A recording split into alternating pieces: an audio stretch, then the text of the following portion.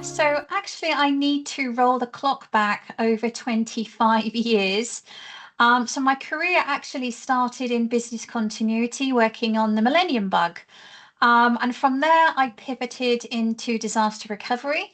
So I kind of gone from the business into tech. And then in 2005, I pivoted into crisis management. So at that time, it was the London 7/7 bombings. So I've gone from business continuity, disaster recovery into crisis management. In 2007, I pivoted into cybersecurity. And the way I describe myself is I'm always on the business side of cyber. So, in essence, what are we trying to protect? So, having come from a business continuity and crisis management background, it's always been about people, it's always been about data, as opposed to sort of some of the infrastructure. So, I joined Microsoft in 2020. Just as we were going into lockdown. So I spent the first 18 months of my career actually on Teams, funnily enough. So my role, in essence, is to liaise with Microsoft's largest enterprise customers across Europe. So I work across multiple countries and multiple sectors. So it tends to be at the C-suite level, so CISOs, CIOs, CTOs. But it's really about trying to understand what are the biggest challenges that customers are facing right now. And some of that is in line with exactly what we've just been talking about. So we've had a global pandemic. Out the back of the pandemic, lots of companies were investing in the cloud. We saw a mass acceleration to the cloud, hybrid working. We've just surpassed 3 years of the Russian invasion of Ukraine, and we also have had generative AI. So there's been a huge amount of change that's happened across the globe in that kind of 5 year period that I've been at Microsoft, but it's constantly evolving. There's never a dull day in cybersecurity, that's for sure.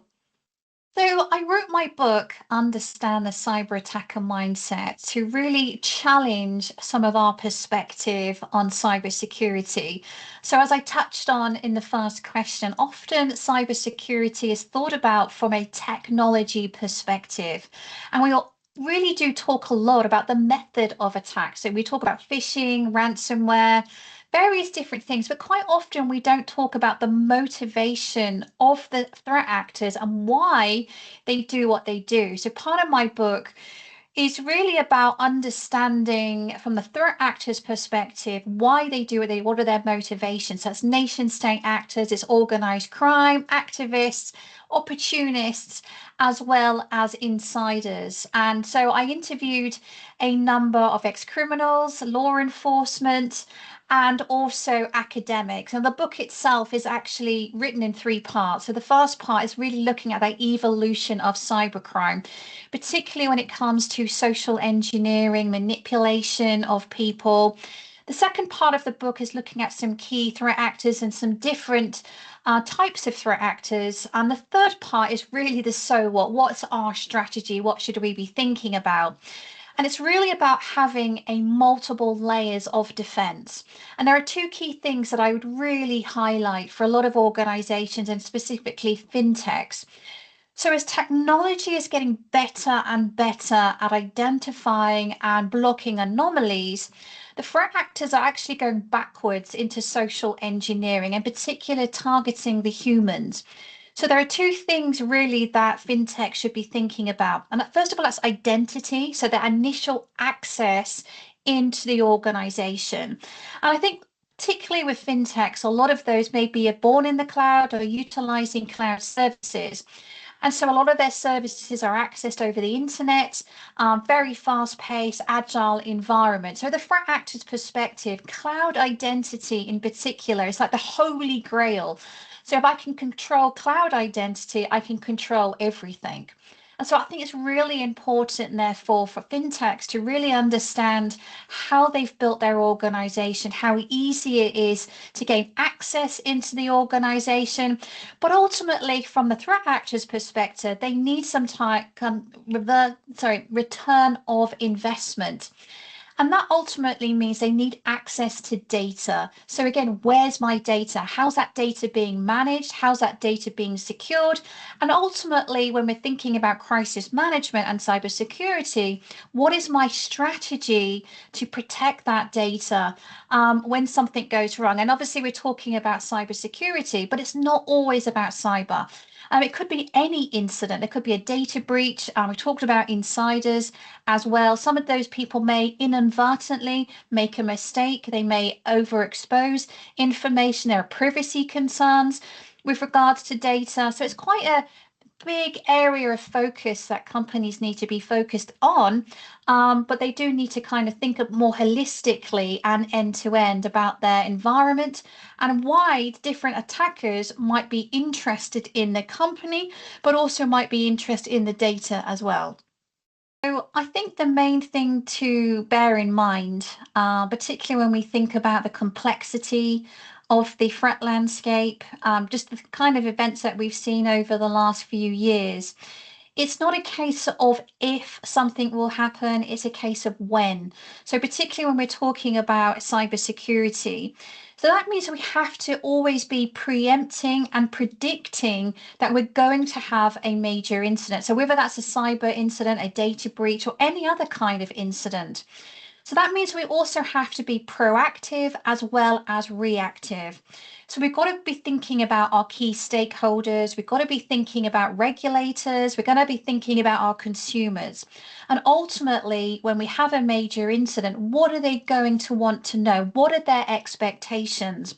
Now, being a fintech in particular, working in financial services, there are really quite strict requirements, regulatory requirements, as well as requirements from your consumers and expectations from those consumers with regards to how you're protecting services, the level of capability that you've deployed, and having a really good understanding of your risk. So that's a proactive element. The reactive element is that really making sure that we've got good operational resilience. So that really comes down to the fact that we can't avoid every type of incident, but when we have an incident, it's all about how quickly we respond and how quickly we recover. So those two elements combined is something that all companies and rapidly growing fintechs should be thinking about. And ultimately, that means having a really good incident response plan and making sure that everybody in the organization knows we have an incident response plan. So that means we've got to have good training, we've got to test our processes. And I would probably say, in that 25 years that I've been working in crisis management and cybersecurity, I've not really seen that many companies who really truly understand what their worst case scenario is. Have they planned it? Have they exercised? Have they tested it?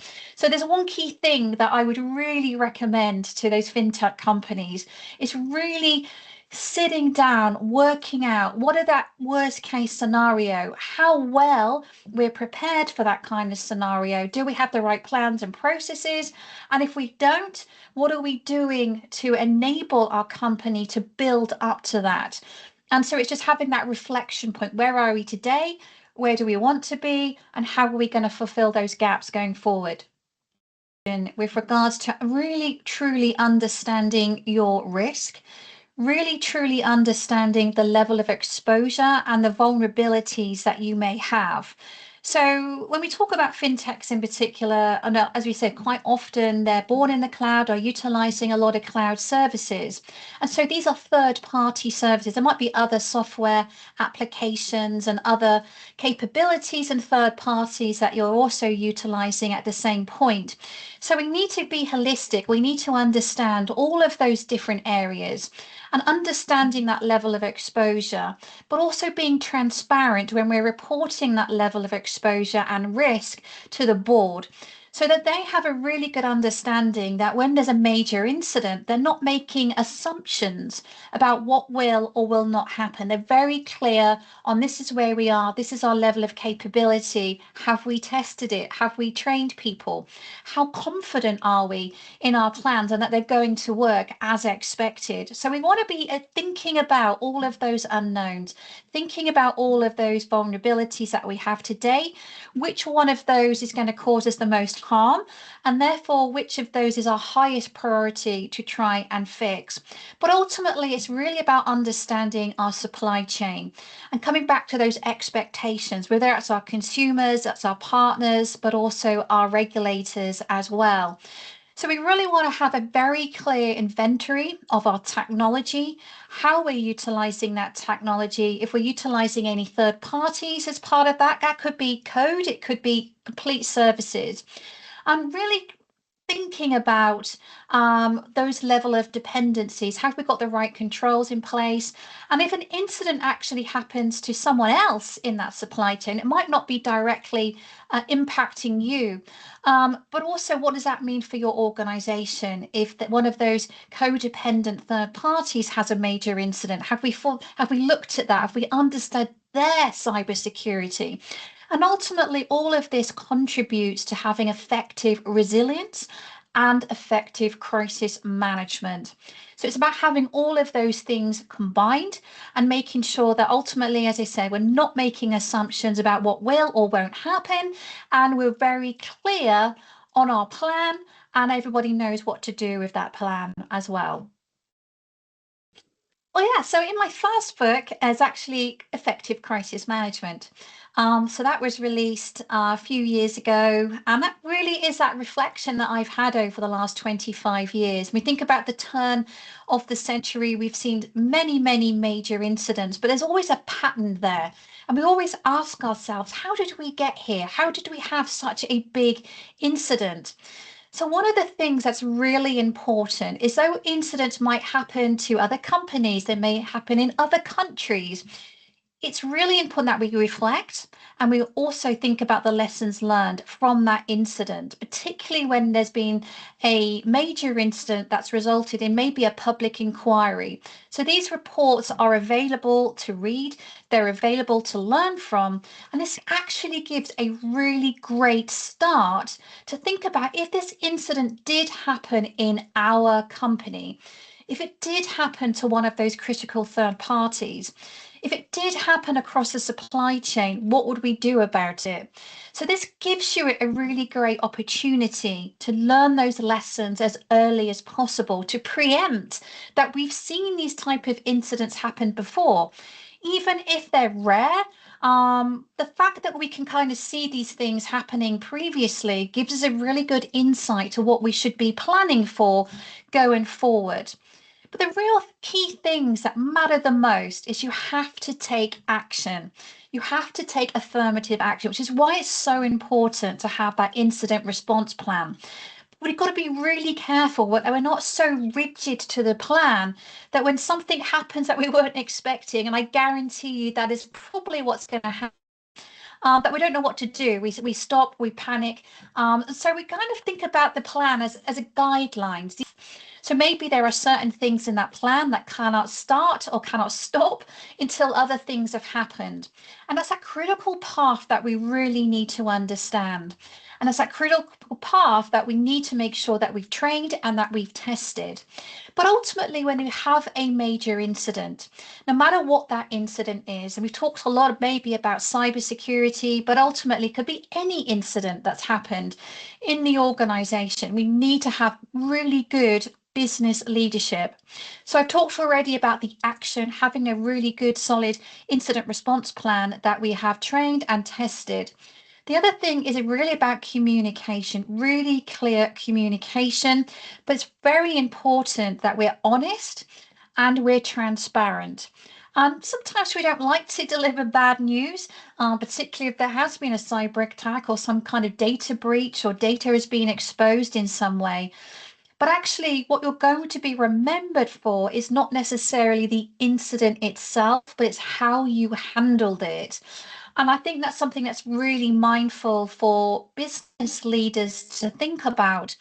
So part of that is really then thinking about empathy, is putting yourself into the perspective of others. So again, we talked about consumers, we've talked about your partners, regulators, if the media, they've got multiple different stakeholders. And it's really understanding their expectations. What do they want to know? When do they want to know? But ultimately, I would really say the thing that's really key is making sure that people always come first, irrespective of the incident. It really puts ourselves in the right mindset that we're considering the impact to people before maybe we're considering the impact to finance or other type of things that we might be considering. So that's kind of really important. And that's what really makes effective crisis leadership. And a good indicator for what's to come is actually what's already happened.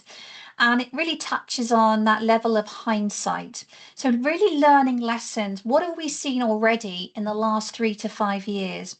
Were we expecting it? Does it follow the same timeline and trajectory that we were planning for 5 years ago? Has something happened that was completely unexpected? And that is really the challenge, to actually expect the unexpected. And this is why it's so important that we don't have a rigid plan, that we're able to pivot on that plan when something unexpected happens, especially when you think about the evolving threat landscape, evolving technology. So we've only had generative AI in particular over the last couple of years, but also evolving regulations. And that might be regulations specific to a country, a region, or at a global level. So what we don't want to do is wait until we have this new regulation or new compliance standard or new technology or any of these things, because we see a pattern. So we already can preempt and predict that we're going to see a change in regulation. We're going to need to really think about how we're adopting AI as a good example, but also what's on the horizon, particularly when we think about quantum, how that's going to impact on technology and our thought process. So all of that combined is really having a clear understanding of risk. What is our current risk profile? What is our current risk appetite? What are we preempting and predicting is going to happen within our financial services industry and within the country that we're operating, but more wider? So what's happening across governments? What's happening from a geopolitical standpoint? Because I think what's really important to really truly understand is whatever's going on in the external world all around us has a direct bearing on what's happening inside our operation.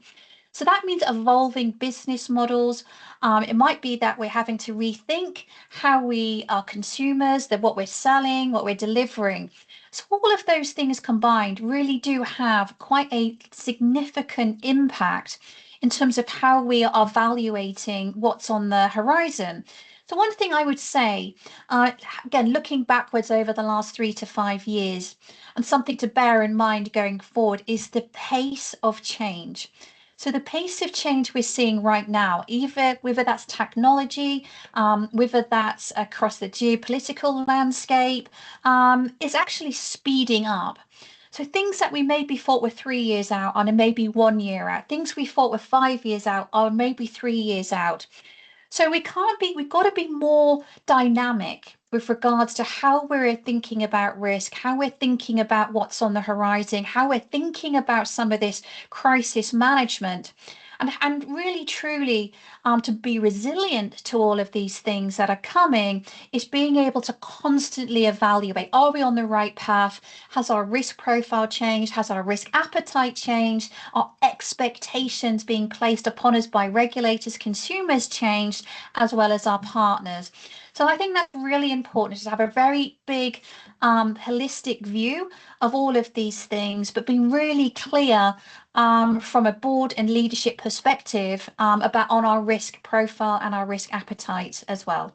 Well, I think it's a really interesting perspective to really think about humans are humans at the end of the day. So part of that is that when there's a major incident, a major crisis happening, humans tend to rally together. They tend to want to be able to do everything that they can at their disposal to really recover, to build that level of resilience, to get things up and running as quickly as possible. So I would really encourage people to think about, again, you're never on your own. Don't be afraid to ask for help, whether that's through your relationships, your partnerships, or even other third parties. But humans being humans as well, we've also got to make sure that we're thinking about people's well-being in a major incident, because they do continue to work, but they potentially will burn out as well. Part of that is really thinking about your culture, thinking about good leadership, making sure that we've got good well-being practices in place, that we're giving people appropriate breaks. Because when we have that level of well-being and we're really putting people first, irrespective if that's our employees or people in general, it really sets the right cultural mindset for the entire organization. And to me, I think that's what's really valuable. When we're thinking about our organization, we think about the most valuable assets that we have is our people. And when we look after them, they're going to look after you.